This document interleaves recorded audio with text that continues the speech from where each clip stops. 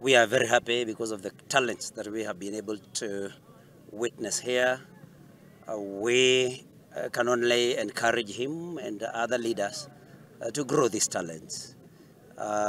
As he has rightly put it, sports keep our young people away from intoxication.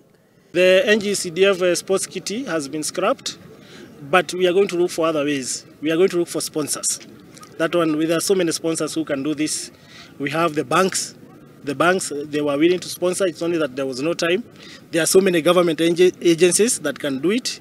Me and Mheshimiwa Nyutu here and Mheshimiwa Betty, we are not going to fall short of sponsors who can be able to give trophies, presents, and also we can be able also to chip something small. Ile challenge inakuwaga na madem.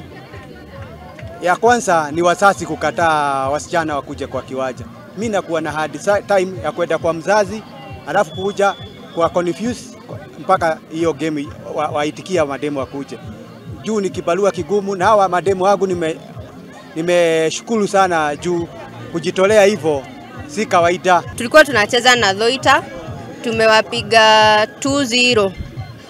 Game haikuwa rahisi, tumejituma vile tunaweza na naweza shukuru our boss mwenye amefanya tufike hapa. Tunahitaji tu malefu wetu wapelekwe Dalo, wasome, wajue the modern football. Hiyo ndio challenge ya kwanza big. Ya pili, facilitation, kutransport. Kutoka Kakailo kukuja huku, imebidi leo tulipia watu wengine. Fare haikutosha.